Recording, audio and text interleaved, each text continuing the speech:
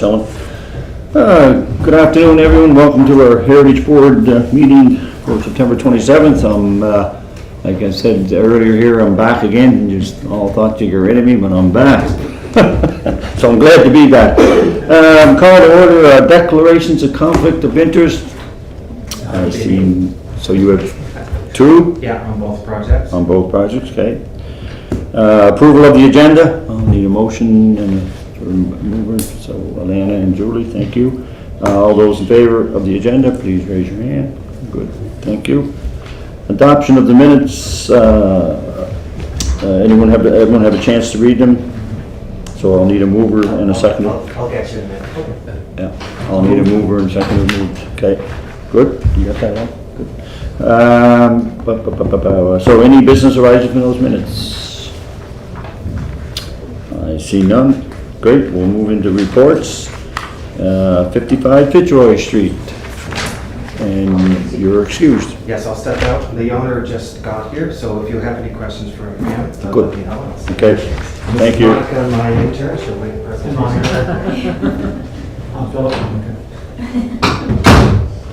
So 55 Fitzroy Street, we have on the block between Queen and Connell. A lot of the properties on that block are designated. It's in the downtown mixed-use neighborhood zone. The building, the green one in the center here, we think it was possibly moved to this location in 1864, and then it was extensively renovated in the 1880s. Perfect.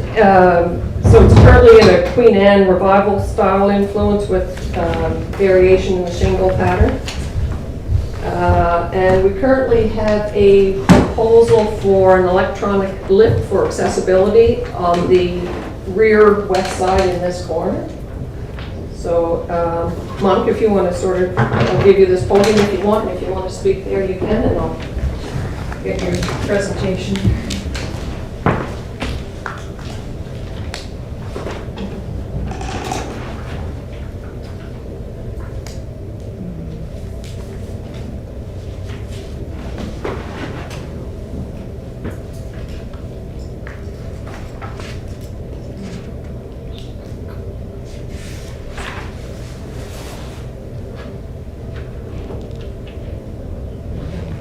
Anyway,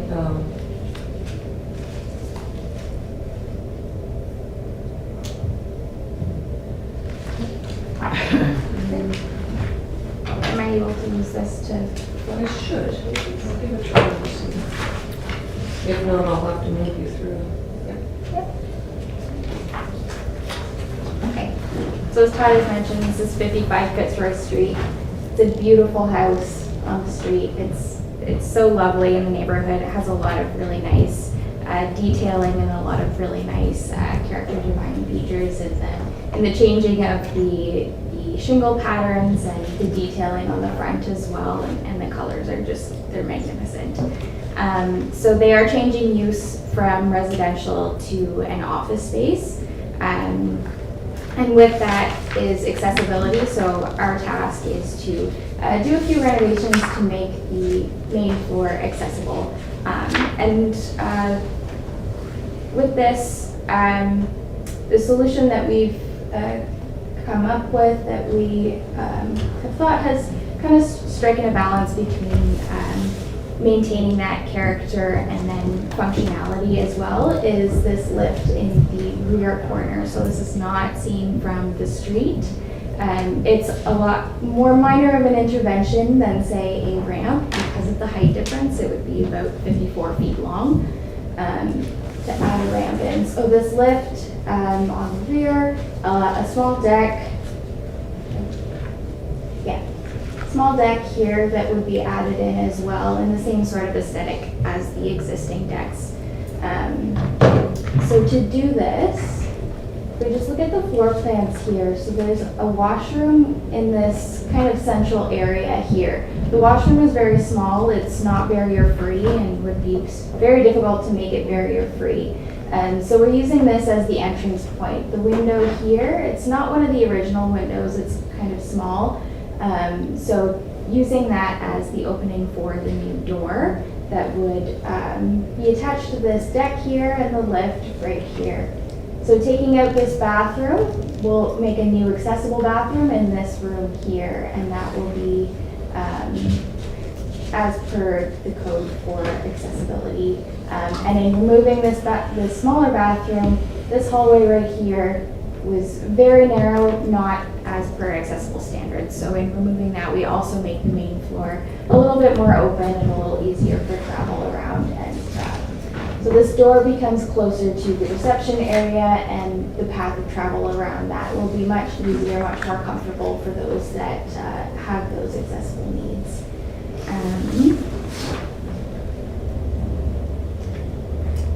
So just looking at the elevations here, the one on the left as built, this is the window here tight to the corner, and then adding in the lift on the right with that deck.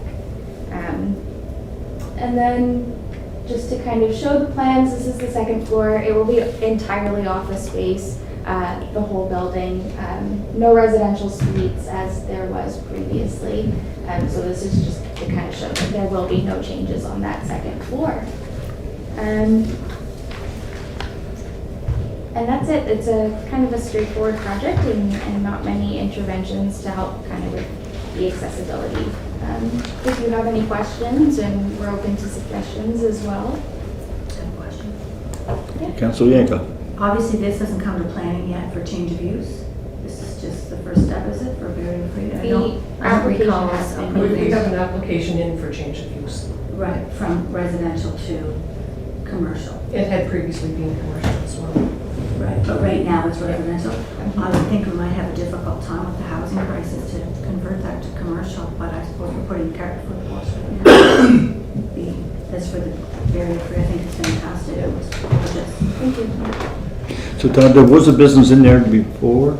Tara Lee had her design business in there previously.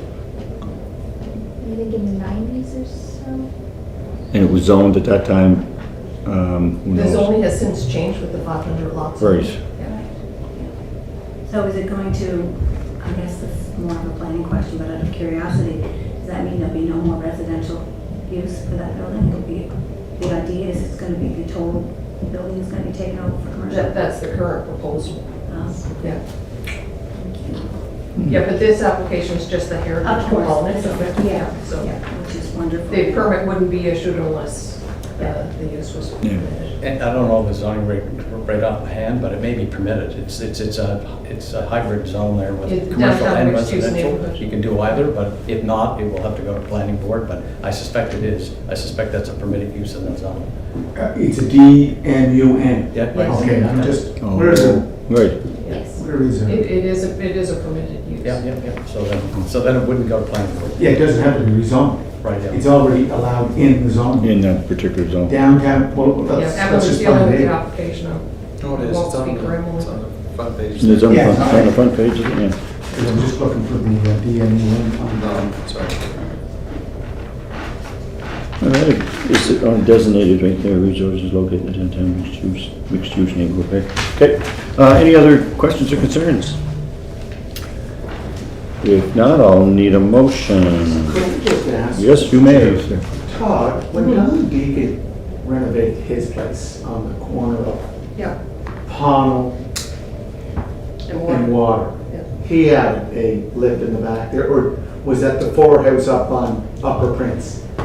I know of one on Upper Prince, I don't know that the one on. No, okay, you're Longmont- right. Upper So Prince has one. this is similar. The one on Upper Prince is quite visible from the front. This one, That's correct. No. Yeah. you wouldn't even see it. And it's all about allowing for accessibility into the building. Yes. And that could be residential, commercial, institutional, anything. It will allow for accessibility into the building. To the other They floors. choose to do that for residential, but I'll move that we support their Supports recommendation. the proposed alterations. Okay, good. Moved and seconded by, so moved by Julie and seconded by Alana. Okay, from Julie McKay. Okay, all those in favor? All good to go. Good, thank you very much, everyone. 199 Queen Street, replacement of roof. What is that? Right. So, I think we know we are in 99 Queen Street. It happens to be the only designated property on this block. The main building was built in 1888, designed by Phillips and Chappell, and the addition was designed by Chappell and Hunter in 1916, which is the extension along Queen Street. The main part of the building is 44 feet high, and the mansard roof was originally clad in slate. It's now asphalt. And the tower was also originally clad in slate. So the current proposal is to replace the existing asphalt roof with a composite material that would resemble slate. And again, I'll let you deal with that.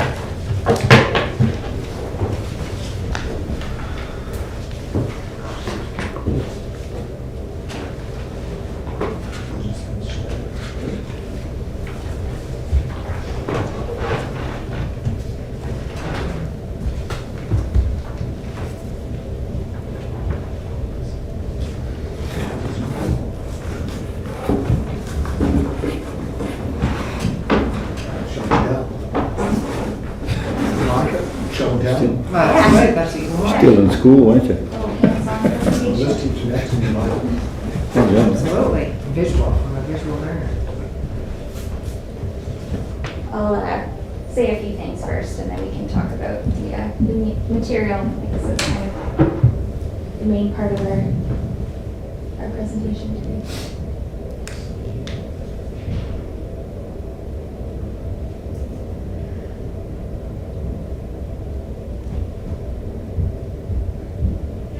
I think you have the point for this. Yes, I do. Okay, so 199 Queen Street. We'll talk a little bit about some of the changes that we've seen and what we've noticed. We've been on the roof ourselves, so this is a re-roofing project. So I'm sure you know quite a lot about the history of this building. I won't talk about it too much, but we do have the original building on the left, this really nice sepia photo, and then the addition, which was designed by Chappell as well in 1916, and then not built until about 1931.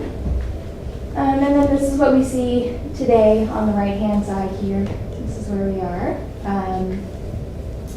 One thing that I'll point out is the roof. So we have this photo from about 1965. You can see the slate is on the roof. It's kind of a lighter color, mixed tones. And then the image on the right from in 75. So sometime between 65 and 75, within that 10-year span, there was a change in the roofing materials. And the second thing I want to point out just at the beginning here is in the tower, there's a small railing in this opening, and it's present in this photo here. You notice in the 1975 photo, they've removed the railing and they've framed the opening in kind of that light blue, light green kind of color. But then today we see that the railing is back and it's been rebuilt and re-put in. We're thinking in the 88 renovation. So the current condition of the roof, a colleague of mine and Greg and I were up on the roof doing a bit of an assessment and taking a look at the different components of the roof and kind of the scope of work that would need to happen to make this kind of more functional, safer kind of roof. So we documented the size of the roof, we did the drawings for it, and we also took lots of photos of what we were noticing. So these are the different components of the roof. There's kind of four main areas, and then the tower itself, and then the mansard roof in this photo down here on the right. A large portion of what we see from the street is this particularly the mansard roof. So what we've noticed in being on the roof is that the material, the condition is quite poor. Whether it's the shingles or the EPDM roofing or the modified bitumen roofing, they're all quite deteriorated. The flashing and the copper, the downspouts and the gutters, everything just needs a little bit of love. There are some drainage issues on the roof as well. Some of this has come from the copper downspouts that have been cut off in some not so great places. Damage and leaking just from the condition of the roofing itself. And if you've been on the 3rd floor, you see some buckets on the ground that are catching these leaks as well. And then access to the roof is quite difficult as well. When we went up there, we went through one of the windows on the 3rd floor, and then had to bring a ladder out to be able to access the other roofs. So these are just some images of what we are seeing on the roof. You can see in the top here, the modified bitumen roofing. It's quite cracked and dry, and the shingles are in quite poor condition. We have some caulking in between the shingles and the other types of roofing to help stop the leakage. Different materials that are pulling up, they're allowing for water to get in. Some damage to the copper as well, some cracking and splitting and bent. The sides of the dormers, they're also quite soft here. This wood portion, and in some cases there's even rotting, and you can stick your whole hand through it almost. These 2 bottom photos in the center here, we're seeing some debris build up from poor drainage, and you can see some of the staining on the roofing as well. And then this here, bottom right, this little window here is what we climbed through, so open up the sash and crawl out, not very gracefully at all. So the concept, what we're hoping is to restore some of the heritage aesthetic that this building had with the slate. A large part of this does have to do with the roofing materials. So on the right here, what we're showing is St. Paul's Church that has a slate roof currently. It's real slate, it's not a composite material. From around the same time period, just showing kind of the aesthetic of that and what this might have looked like in that time period as well. On the top right, kind of a closer up image of this composite product that I will show you here in a second.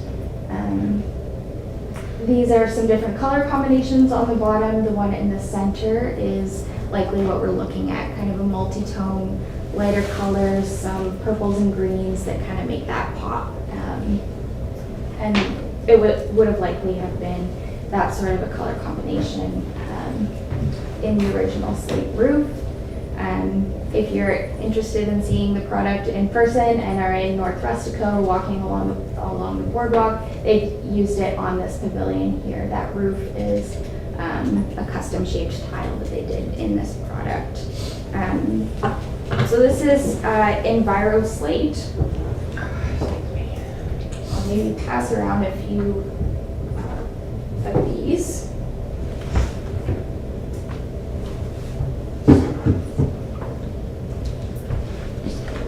Somewhere in the middle.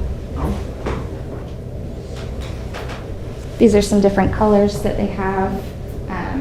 In the gray tones, they do have purples, the greens. You can do custom colors as well. But like I said, I think what we're looking at is that center photo there.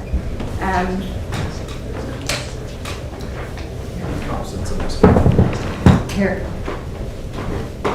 So I'm guessing one of the questions you have is why not real slate?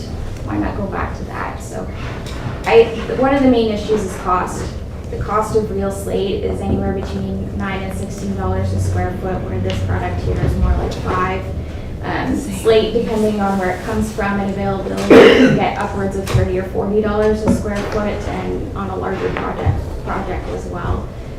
So cost is obviously a big driver, but the other issue with slate is the warranty. There's no manufacturer's warranty on it because it's a naturally made product. This product here has a 50-year warranty, which is much greater than shingles as well. So there's a bit of comfort in knowing that the product is durable, it's been tested well, and will last will be under warranty for 50 years and will last hopefully longer than that. Slate is also extremely heavy, and with a building that is older, you would want to do a full structural analysis of the roof to ensure that going from asphalt shingles, which are quite a lot lighter, back to that slate, you're going to put a lot of pressure on the structure, and that's not necessarily something that you would want to do, and particularly might compromise the integrity of the structure. And in such an important building, that's not really a chance that I think is worth taking. So this product here we feel is a really good compromise. It still has that aesthetic value. We've looked at a lot of other products as well, metal and rubber and that sort of thing. This is what we're recommending as kind of the best for this project. Reinstating that slate character, but giving that extra durability and that warranty back to the project. So, I mean, in many cases, we wouldn't normally recommend something that would mimic an original product, but in this case, we are going from something that is not appropriate to the original to something that is much more heritage appropriate. So that is the products that would go on the mansard roofs and the dormers in the back. So it is quite visible from the street. The other driver of this project is maintainability. We've seen a lot of damage, and we've seen in some of the photos the damage that we're seeing on the roof. And difficulty maintaining has a lot to do with the access as well. So I'll go through a few of our solutions that have to do with the maintenance and access on the roof. And then the copper replacement as well.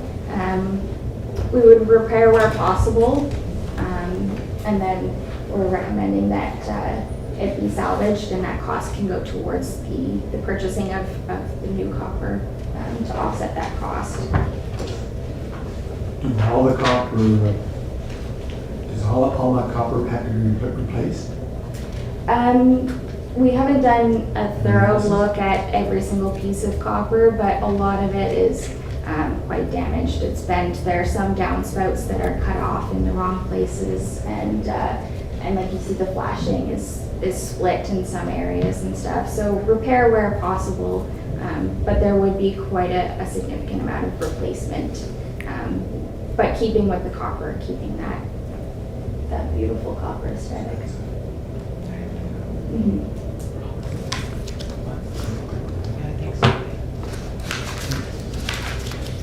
So like I said, our basic scope of work has been dealing a lot with the drainage issues, the maintenance and the access, and the materials of the roofing as well. One of the major design changes we're proposing is this cricket in the center here behind the chimney. Right now, this is a huge snow catcher. The snow gets caught in behind the chimney, and that's leading to a lot of the drainage issues, the leaking and that sort of thing that you're seeing in behind the skylight. So we're proposing just to fill it in completely, continue the slate and help with the drainage behind the chimney, and then using the same cladding as the sides of the dormers, so to distinguish what is new from the old, but to provide a little bit of continuity in that surface. And this leads to the base. Sorry, why are you recladding there? Sorry. Filling in, right in behind the chimney, it's kind of a large hole, and a lot of snow and water gets caught in there, and that's leading to a lot of the water damage that you're seeing in the roof. So we're just kind of covering it to redirect the water that's coming off of the roof, and so that it'll drain in the drain rather than pooling in behind that skylight. Okay. Does that answer your question? Yeah. Yeah, so in this area here, this is where we're seeing a lot of damage from that drainage. So Also working with the slope there, resloping it. Not something that will ever be seen, but will provide a lot more help with the drainage. Is that the only structural change? It's not a structural change, it would just be framing in. Okay. So it would be kind of open air, because the roof is already insulated and that sort of thing. It would just be open air underneath what is framed in, and then cladding to make it look a little bit nicer. And that's the skylight above our stairway. Right. So it's set way back, no one would see the change. No, you wouldn't Unless you're see it, behind. because it is in behind that chimney as well, you wouldn't see it unless you were a very tall person down the ways on the street, or As well as possible. maybe staying up on one of the upper floors of the parking garage or something. So keeping that aesthetic, but not visible to the passersby on the street likely. Some other drainage solutions, redirecting the water. This is the elevator penthouse on the top here. We're seeing some signs of damage along that. So creating this cricket will redirect the water away from that side and kind of push it down the roof into the drains and into the gutters. This roof also would need a little bit of extra tapered insulation to help with that slope. It's sagging a little bit in the center, so redistributing that so that everything flows nicely off the roof. Access. So this is the little window on the left here that I was talking about that we crawled out. It's in an office, so we had to disturb someone while she was working to get out onto the roof. What we're proposing is to shift over to this window here, which is behind the reception desk, and creating a door instead of a window. We wouldn't be changing any of the brick or the stone or anything. Working within the existing opening, we're just doubling the space so that there's a little bit more room to get out, and it's not as much of a disturbance if someone from maintenance needs to get out onto the roof. And not visible from the street again, because it is tucked back in that back corner. And again, with the access, we brought a ladder out onto the roof in this top left corner here, kind of a rickety old ladder, and moved it different places on the roof so that we could get up to do our assessment. And we're proposing to add these permanent ladders onto the roof. This will make it much more safer and easier for the maintenance people to be able to do their work on the roof.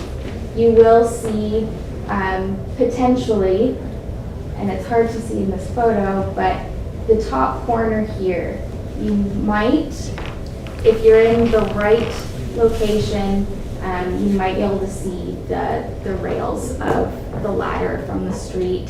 I'm thinking that with the mechanical equipment up there, you won't really actually see it. I did, not in our drawings yet, I did mention the sides of the dormers that were quite damaged. They're soft, you can kind of poke your fingers through the wood. We are proposing to reflash that and reclad that in a wood material still. And then the other portion of the project, the tower railings that I was talking about before, we've been tasked with repairing those as well. So we haven't been able to get up into the tower yet to kind of assess those, but I think repairing those and adding a little bit more safety within the tower to access those is part of our scope of work as well. And that would be on the interior of the tower, so those So railings. you checked the interior of the tower? We've been in the interior near the bottom. Right. The brick on the inside is really deteriorated. You can see it's crumbling. If you touch it, it's super chalky and it's all over your hands. They've taken some kind of plaster over to stop some of the degrading, but there's a lot of the elements that are coming into the tower. So looking at how to make that a little bit better. But that's separate from the roof. The roof is what we're voting on today, right? The roof and we are attaching those railings in the tower to the project as well. So can I ask, Tom, is this being initiated from administration to get the roof done, or is it from planning, Alex? Who made the application? I'll defer to that. Steve McFadden. Yeah. And is it already in the budget? Because I'm looking here in the budget in the cap. And you said square footage, what are you looking at per square footage? If we use this composite material? The material itself is $5.65 a square foot, $5.65 a square foot.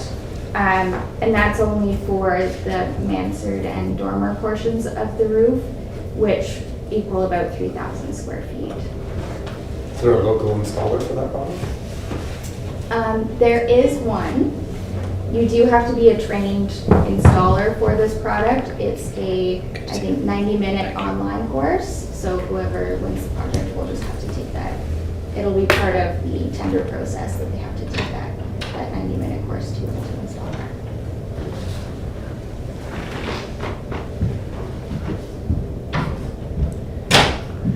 Okay. Any questions, any concerns besides what we've been speaking about? Well, composite to me, it's made of plastic, right? So, Yeah, and it's fiber reinforced. It's a recyclable material. It's made of 95% recycled material, and the shingles themselves are 100% recyclable after their lifetime. So it is plastics. It's fiber reinforced. How long is the product? I mean, this is really a conversation the owner, I guess, needs to have. And I mean, one thing warranties are usually worth the paper they're written on when you really get into them, quite honestly.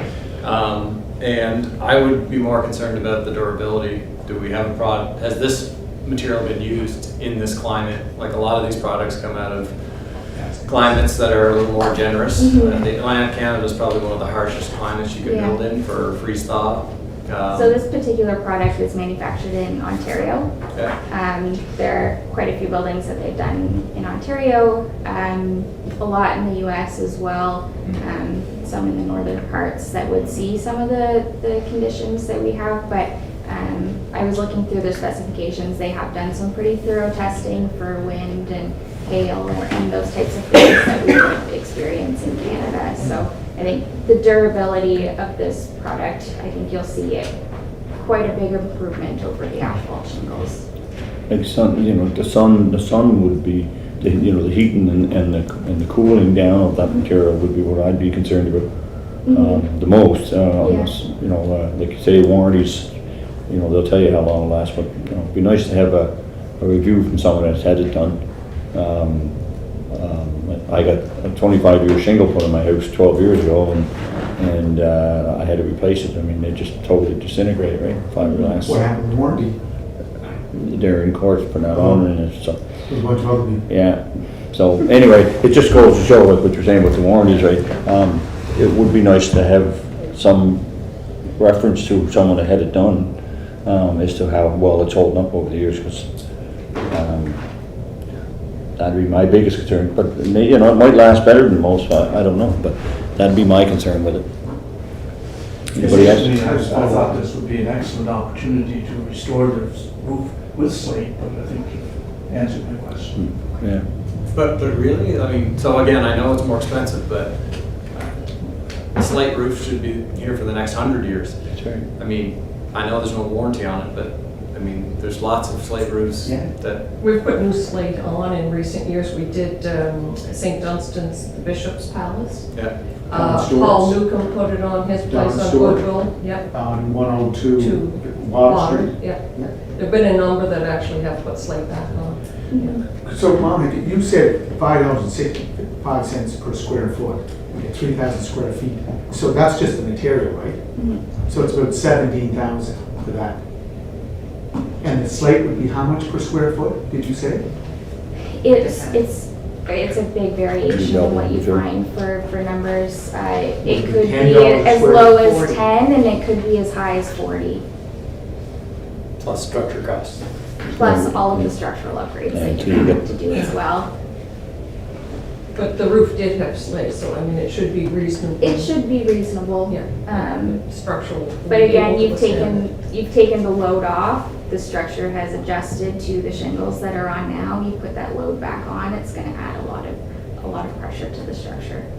It will. You're adding 3 times the weight. Yeah, you're It's- But that it's a weight was lot. there before. But they shifted with the new material, is what she's saying. Oh, I know, but I don't think the underlay was shifted, it was just, they just took one off and replaced it with asphalt. But in fairness, I think the point being, we see this quite often, just because it had it before, it was standing before, doesn't mean that it's It really doesn't mean meets that current it's codes. okay. Right now, they're quite steep because it's the mansard and just the top of the tower, right? So they're quite steep pitch roofs, so it's, you know, that does help to some degree.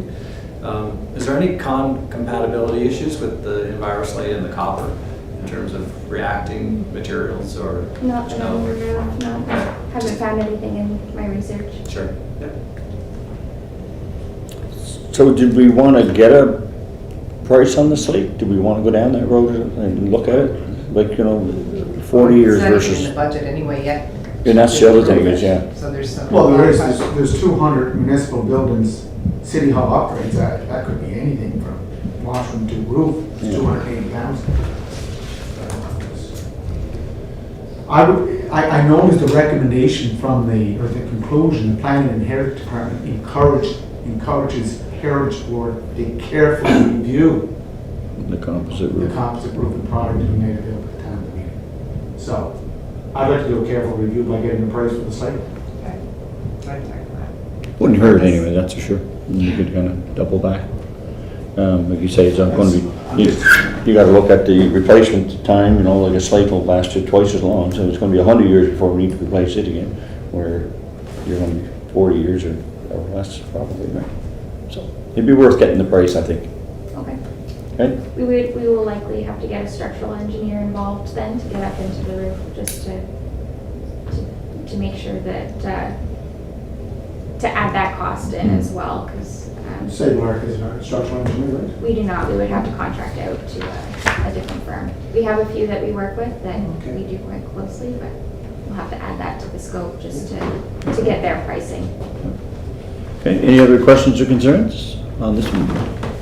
If not, so we won't do anything with this, I guess, folks, will we, or do you? Would we defer it then? Yes. I think probably defer, right? I'll defer. Okay, so, moved by Mayor and seconded by Julie McCabe. All those in favor of the deferral, please raise your hand. Unanimous, okay? Wayne, you in favor of the deferral? No. Yeah, good, okay. So that's, outside of that, introduction of new business? I see none, I'll need one more. Okay, moved by Councilor McCabe, seconded by the Mayor. Thank you very much, everyone, for coming. No, well, because it's, Glad to be back. listen. Yes, I know. Well, I don't have to come. I'll pull another person. I can just say. People want to see it. Anybody missed their lunch and if it's I'm still there? We'll wait till Lan and Julie, everybody else go first, Lan and Julie don't go. Oh, you wanted me to stay? Is that what you were trying to say? I wouldn't follow you. We sold my pizza. Oh, I don't give a shit. Who took it? No. Yeah, not safe, man. Do you remember the old new, You went talking about the,